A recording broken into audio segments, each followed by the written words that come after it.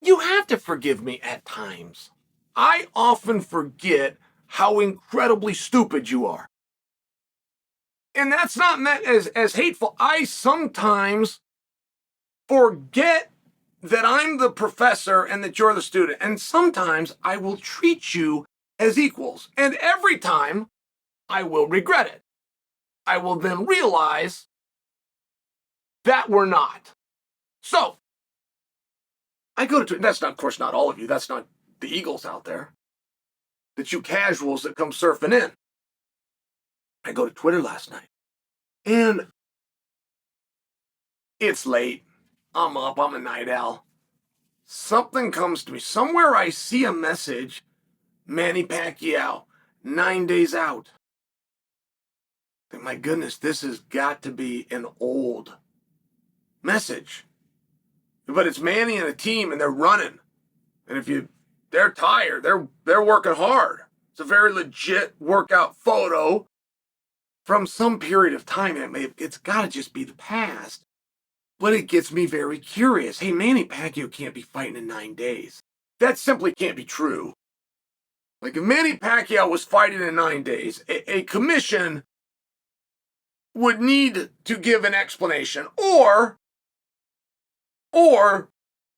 stop with the misguided, our number one job is fighter safety. Dispel with that. It's not true in the first place. Their number one job is commerce. But they don't ever say that. So let's, right, either start saying it or this can't be true that Manny Pacquiao is fighting in 9 days. This is just my thought on it. So I grok it. And it turns out that Manny has not fought in 4 years. So my recollection, which is that Manny's retired, and this is not a put down Manny session, by the way. I wish Manny well. Sharon, when I look on Gronk, Manny hasn't fought in 4 years. And the fight that he's doing is at the MGM in a main event for the World Championship. Okay. Fine. But how do we get to the conclusion, which I ask? In fact, let me tell you So, Manny Pacquiao was not fought in 4 years.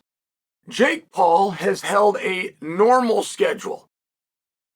For what professional boxers that go 10 rounds do, Jake Paul's schedule in the last 4 years has been normal. He's had as many fights as anyone else. Jake Paul should not be eligible to fight for a world title. And the answer for that is because the previous experiences of the opponents he defeated don't count. These guys were old and they were past their prime or they were different weight classes, but whatever it was, all world champions. One, the greatest boxer and most feared boxer of all time, but it doesn't count because those were past experiences. Okay, great. But Manny Pacquiao hasn't fought in 4 years. The better part of half a decade. So the reason he would be given a world title fight is because of his past experiences. There would be nothing else. You would have zeros in all categories.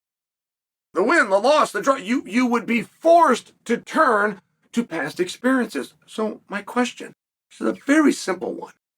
I find it annoying that I had to just spend 4 minutes to set this up for you guys. But when I realized you didn't understand, I'm trying to dumb myself down as much as I can. Why does Manny Pacquiao, why is that an accepted world title fight because of past experiences, while Jake Paul is a resisted world title fight because his opponent's past experiences don't matter? Okay. Pretty simple question. Manny's got the fight. It's in 9 days. Now it's in 8 days. Jake doesn't have the fight at all. It's just in theory.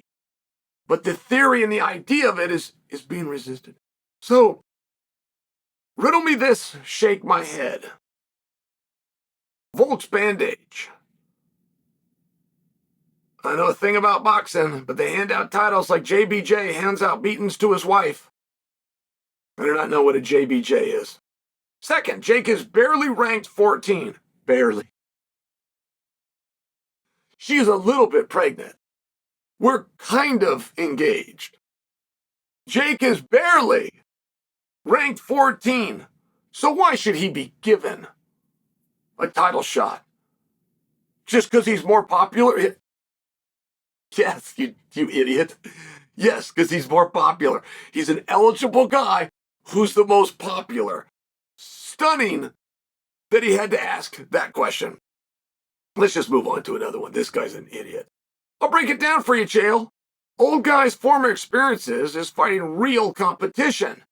Young guy's former experiences aren't relevant, correct, based on the level of opposition. He took my question. He used the same words in my question and then presented it back to me. We're saying the same thing.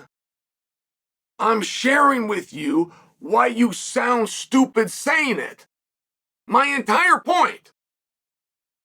You wrote and sent back to me as though you had the high ground. That's from some dork named Pute. Right? And I don't give these common folks a hard time. When you have a fake name and no avatar, you're a dork. I don't think anybody got named Pute. All right. I haven't seen this one yet. Jack Blight. I think legacy gives you opportunities. All right, I know where this is going. Also, I think Jake should fight Zerto if they get a unification fight for the IBF, WBO, WBA belt. But he should face one or two top 10 cruiserweights first. Honestly, I'm curious to see if Jake is champ material.